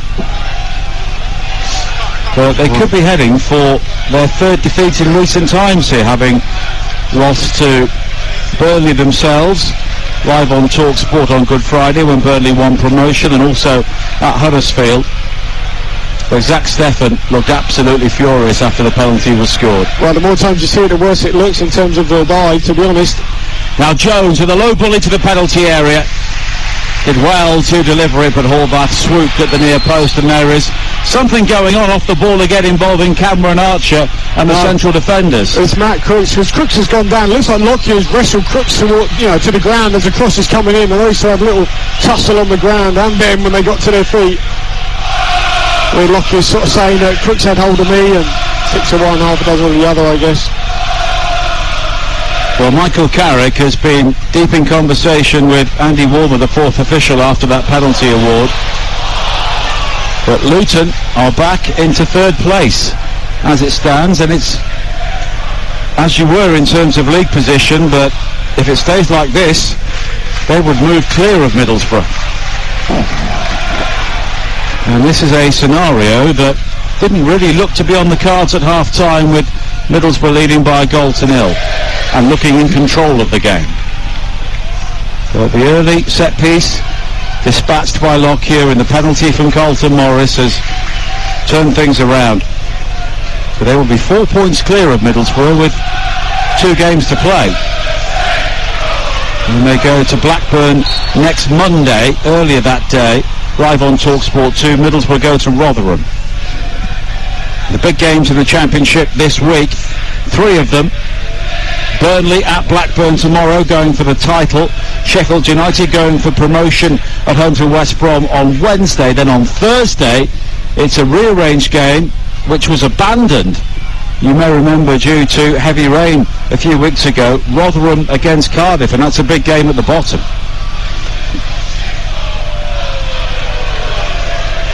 Now Stefan, some way from his goal, finds Howson, wide to the far side again. And a free kick's been given for the nudge by Adebayo on Dijksteel. And of course this is in some respects an experimental Middlesbrough team, with players playing out of position and also a number of players called in from the sidelines. When the playoffs begin, and maybe even sooner, I'm sure we'll see players like Hayden Hackney and Chuba Akpom in the team.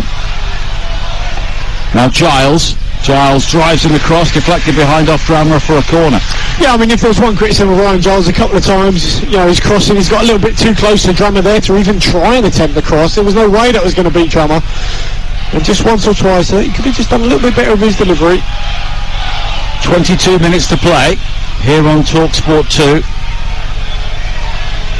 And it is 2-1 to Luton as the corner is played in and cleared away by Adebayo at the near post. And it will be a throw, and I think the ball has actually gone onto the roof of the stand, and Graham Scott is calling for a new one. Sooner or later we'll hear it bumping down the corrugated iron roof above us, and we'll get the ball back and we can carry on again. But Luton Town suddenly aren't hurrying too much, leading here by 2-1. And don't forget, every single Premier League game is live and exclusive on Talksport this week, starting tomorrow night at 7:30. We have 3 games coming up on Tuesday. 7:30 on the Talksport app, Wolves against Palace. Talksport 2, 7:45, Villa against Fulham. As a ball into the penalty area, looks to find Bowler, and he hooks it wide. I'm sure if that had been Chuba Akpom, it would have been 2-2. Well, it was awkward though, just bounced in front of him.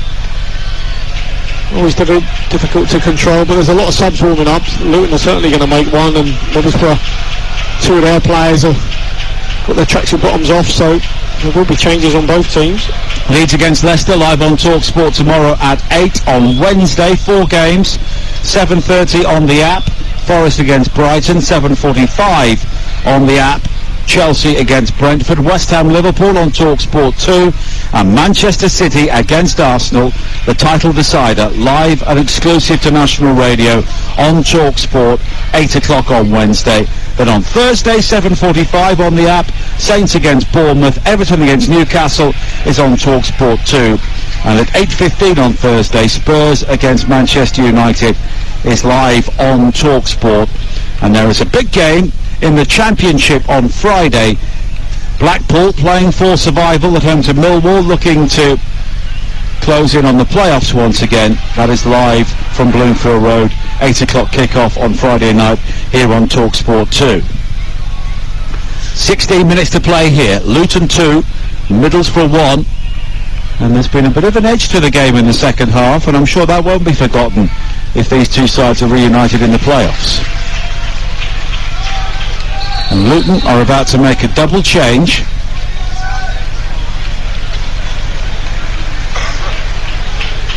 And Rob Edwards will just look to freshen 1 or 2 things up.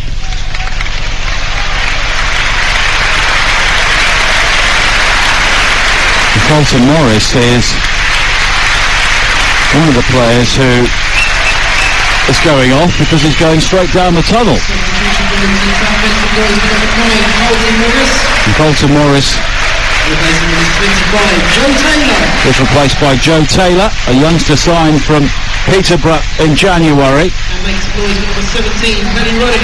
And Paddy Relican-Panzu is replaced by Luke Berry, one of the players who rose from League 2 to this position with Luton.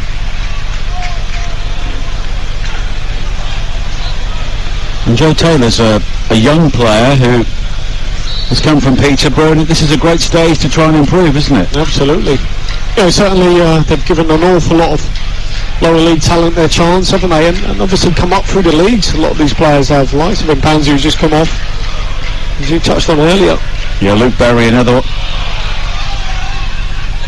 As Jones comes forward now for Middlesbrough once again, and it's back to Barlasser. Wide towards the far side again. This time Jones has lost out, and it's cleared away up to the halfway line. Taylor heads the ball in field for Luton, and it's wide into the path of Giles, and now Bowler. Giles again down the left, but the ball towards him didn't really give him too much of a chance, and Lockyer will clear, and Taylor with the fair hair gets there before Mowat on this near side. Has support from Clark, breaking into the penalty area down the right. Good running from Clark, good ball from Taylor, but the cross into the penalty area is claimed by Stephen. I tell you what, it's really good defending from Lockyer, because this little 1-2 that happened out wide, he read exactly what Ryan Giles was trying to do. You know, they've done it so often, little give and go out wide. And what you need the centre half to recognise that if you're beaten, to get across and cover. And Tom Lockyer did it really well there. That's why he's in the team of the year. Little subtle things like that, which it looks like, you know, it's a bad pass or a barrel play. But what it was just really good reading of the game by Tom Lockyer. Now Jones down the line for Crooks for Middlesbrough, down the right-hand side. He's been caught there by Berry, and it will be a free kick, which is much better than a corner, and Berry gets the game's first yellow card for kicking the ball away. And we have 13 minutes to play on Talksport 2. Luton leading 2-1, but Middlesbrough looking to build up a big finish here. And they are bringing on not Chuba Akpom, but Rodrigo Muniz. Cameron Archer, their goal scorer, makes way. Muniz on loan from Fulham. They spent a large part of the season unavailable due to a knee injury. Hasn't scored since September, but he needs minutes, he needs games to build up his fitness before the playoffs. And I tell you what, when he has come on, when he was at Fulham and he was coming on for Alexander Mitrovic, he was a handful. When he played in his absence, he was a real handful. So good for Middlesbrough that he's back and available. Barlasser over the free kick. In fact, he leaves it in the end, and it's Giles who will whip this ball in. Everybody back defending here for Luton. 12 minutes to play, leading 2-1. Giles with the free kick into the near post. It's only partially cleared, but in the end it was behind all of the on-rushing Middlesbrough players, and it's hammered away on this near side by Lockyer, and it will be a throw into Middlesbrough. Middlesbrough have not really created too much in the second half. Didn't create too much in the first half, to be honest. Now Howson.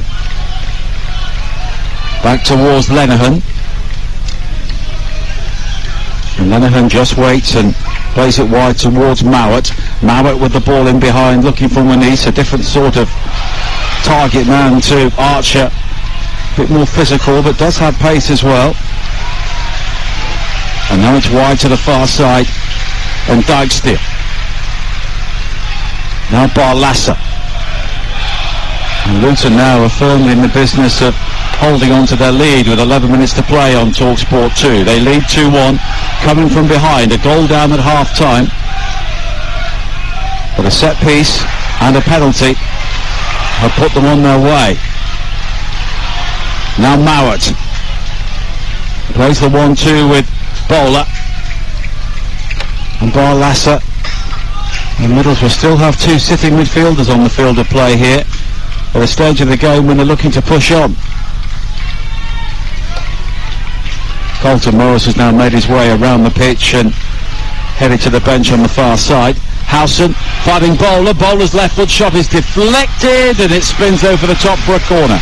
Excellent pass into Bowler on the edge of the box from Johnny Howson, who looked, and I think even Luton thought he was going to cross and deliver, so they dropped towards their goal, but he reversed it along the 18-yard box to Bowler in a lovely little pocket space. Just his final strike was well closed down and deflected out for a corner, but terrific pass there from Howson. Corner kick will be taken by Giles on the far side. Once again, it's a packed penalty area full of orange and white shirts. Giles is corner in towards Muniz. Both teams appeal for the decision. Graham Scott would not have had a clue from there. who that ball came off, so he waits and waits and waits, and eventually the assistant on the far side gives a goal kick. Who also didn't have a clue. Yeah. Someone needed to take the initiative there, and I mean, I'm sure he'll look back on the penalty incident and feel like he's been absolutely cheated, the referee there, because, make no mistake, I mean, he's whether he stumbled over, he wasn't even looking, he didn't turn around and plead to the referee for a penalty, but the referee gave him one. Cleared away downfield by Horvath. And it's all the way back towards Stefan, the Middlesbrough goalkeeper, defending the goal away to our right. And he doesn't have a pylon in the way. So, no, he doesn't, no. I think he'd be right to complain to the EFL if he did. Well, all the goals have been down that end, and so far we've got them all right, so fingers crossed. 8.5 minutes to play here on Talksport 2. Luton 2, Middlesbrough 1. A high ball forward again, and Dijksteel unable to bring the ball under control, but he gets a touch on that, so Luton do have a throw-in, and Middlesbrough are running out of time here, and in the grand scheme of things, this game won't make too much of a difference. Chances are they'll finish fourth now, but Michael Carrick had the opportunity for a side to maybe score one or two psychological points at half-time, and that's not really happened now. No, although I'm sure they'll look at the winning goal, if it turns out to be the winning goal, and just feel how unjust it was, and I might give them a little bit something to cling to as well. Now Taylor heads the ball down into the penalty area. Mowat was caught by Nakamba as he looked to shoot, and it will be a free kick for Luton on the edge of their own penalty area. Well, Middlesbrough did have eyes on automatic promotion, but of course they really drifted away after those defeats over Easter. And now a league debut for 17-year-old Joe Johnson for Luton. Comes on to replace Alfie Doughty. And second substitution for Luton South makes the boys for number 11, Elijah Adebayo also makes his way off, and Luke Freeman will come on to replace him. Yeah, nice moment for Johnson. I mean, Doughty was hobbling a little bit, looked like he was limping, maybe he hurt himself as well, so no chance was taken. Yeah, Johnson has been part of the under-18s team here this season, was on the bench for Luton's FA Cup defeat at Grimsby earlier this season when he was only 16 years of age. But he gets a taste of league action here, which is good management again by Rob Edwards to give him a taste, because you never know, he might be required in the closing weeks of the season and beyond. Now Giles on this near side for Middlesbrough, down the line for Bowler, helped on but cleared away by Bradley, and now Mowat all the way back towards Lenihan, and it at times has had the slight air of a friendly in the second half, but there have been one or two feisty moments which have really kept you engaged, as Barlassa looks to bring it forward now. He was caught by Clark, and it's a free kick. Yeah, and to all intents and purposes, probably should be a yellow there on Barlassa. And Nakamba, I think he's trying to kick about 2 or 3 Middlesbrough players there. He's not too happy here.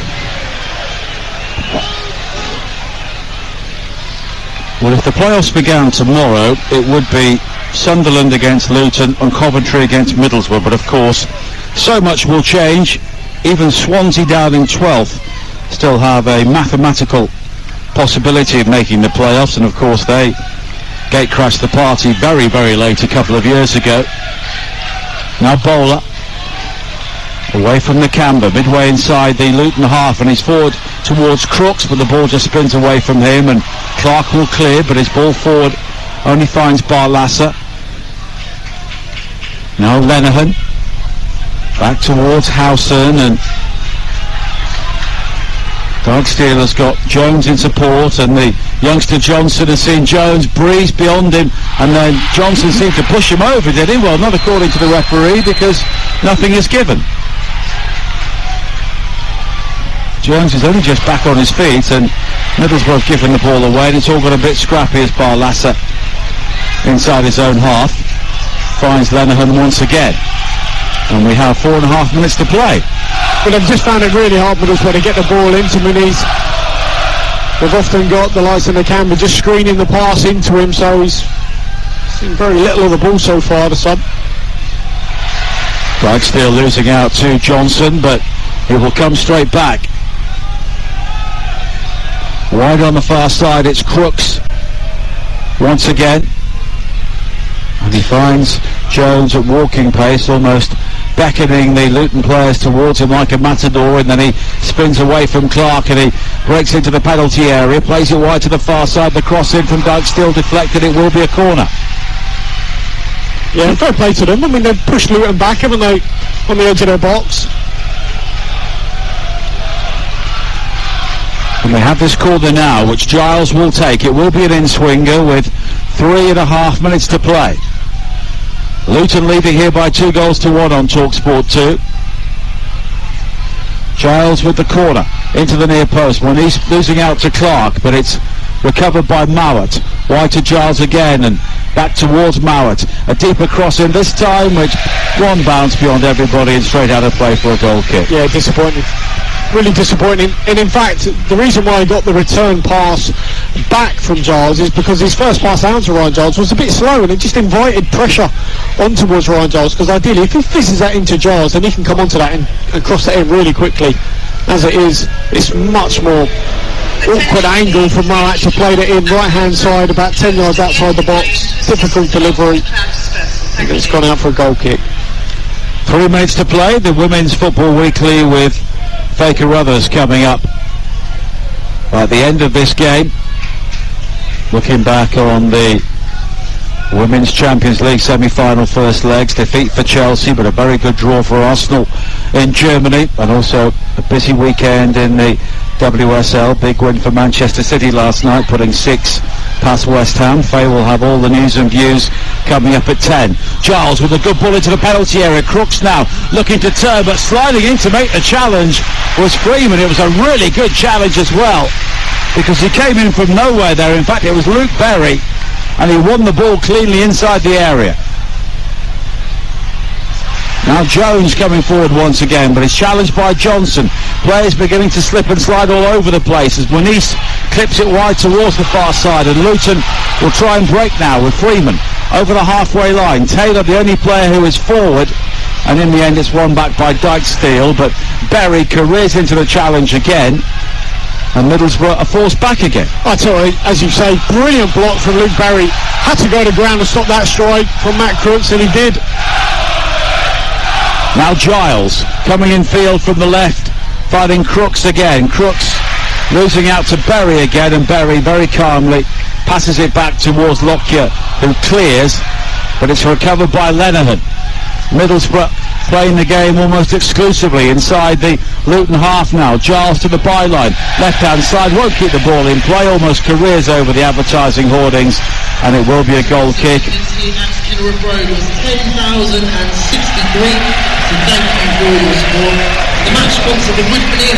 And we are into the 90th minute here. Tom Lockyer given the home man of the match award, and I wouldn't really argue with that, to be honest, David. No, I mean, just coming back to Middlesbrough, you know, Mowat with the pass off the pitch there, you know, simple give and go, and you'd say, well, you know, Hackney comes back into the team, they're stronger, Akpom, you know, etc., etc. McNair, yeah, Ramsey, you know, you keep going and they'll be a lot stronger. This is nowhere near Middlesbrough's first choice team, even at the start of the game tonight. But it's interesting, Chuba Akpom, I'm sure he's had 30 league goals in his mind, and he's only got 2 games left, and he might not play in both of those. It's bigger picture time though, isn't it? Yeah, I'm sure he'll play a part in them, that's for sure. You know, they're a week apart, those games, aren't they? And I think, you know, then you've got the luxury of a nice build-up, a normal week, so to speak. And we're into a minimum of 5 added minutes here. And according to Talksport people at the EFL Awards last night, we can confirm Chuba Akpom was not on the cans after getting his award. It was a very quiet evening for him, and understandably so with the game here today. Now Giles, plenty of time for Middlesbrough to find an equaliser here. Back towards Bowler. But their long wait for a win at Kenilworth Road will go on. It'll be 7 games and 50 years. And now Middlesbrough are caught offside. Well, I think for the first time tonight. Yeah, I mean, Isaiah Jones, he had made his run. I was basically, as Howson had the ball at the back, I was just looking at Isaiah Jones because he made his run really early, probably too early. And as he's so quick, he doesn't need to. And by the time Howson got his head down and played a pass, he was 5 yards offside. But you know, Isaiah Jones not too happy. He wanted the ball a lot quicker. He's just saying to his teammate, you know, come on, give it a little bit sooner. Middlesbrough will be heading into the second-tier playoffs for the 4th time.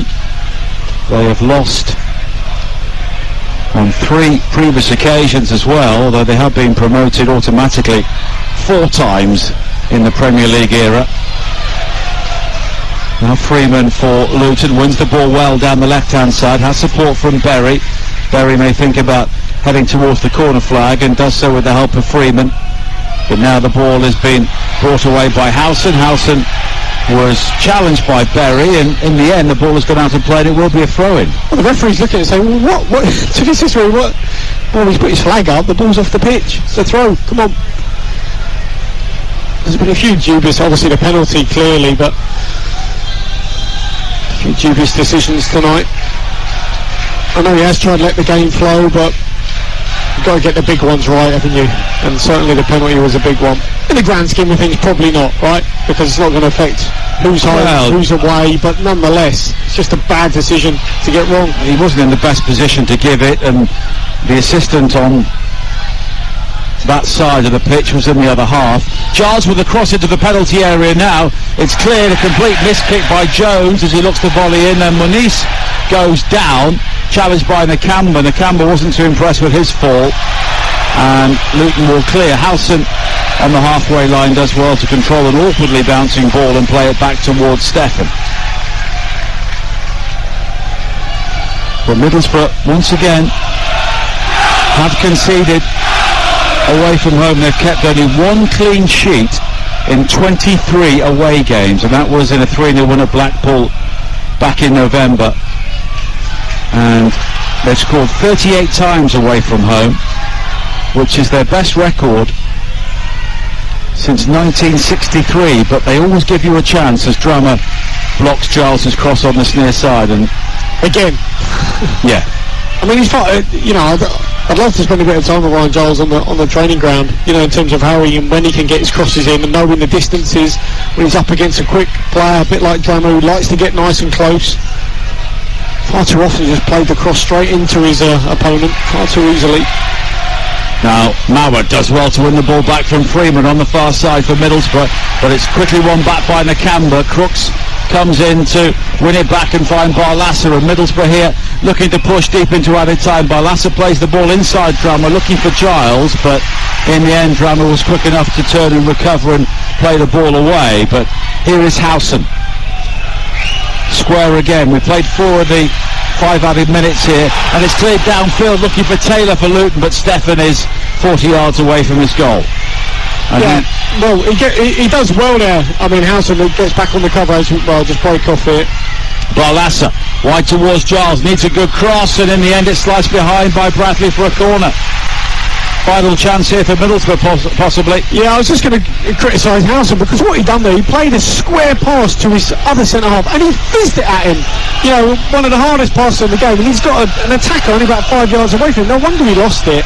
And there's a time and a place to play a firm pass, and certainly across the middle of the pitch is not one of them. Barlasser will take the corner kick here. Into the 95th minute on Talksport 2. Barlasser's delivery into that near post, and it's headed behind and wide by Dijksteel. It was a free header 6 yards out, and Middlesbrough's final chance whistles past the far post. Yeah, looks like it. Looks like it. Decent ball in. Couldn't quite direct it on target. Dijksteel had almost run past the near post. kind of a similar situation to Lockyer's, really, wasn't it, in terms of the delivery. Lockyer was able to angle it towards the far corner for Luton, but Dyson couldn't for Middlesbrough. Well, the Luton crowd in good voice at the end of this game. But still we play on. Taylor heads in field. He drops to Freeman. It's all over. Luton move 4 points clear of Middlesbrough in third place in the Championship. And this could be an important psychological victory looking ahead to the playoffs. Who knows if or when these teams will meet again this season. And the Hatters coming from behind to win in the second half. Cameron Archer with the first half goal for Middlesbrough. Quickly replied at the start of the second half by Tom Lockyer's header, and then a controversial penalty won and scored by Carlton Morris. His 20th league goal of the season won the game for the home side. Full time, Luton Town 2, Middlesbrough 1.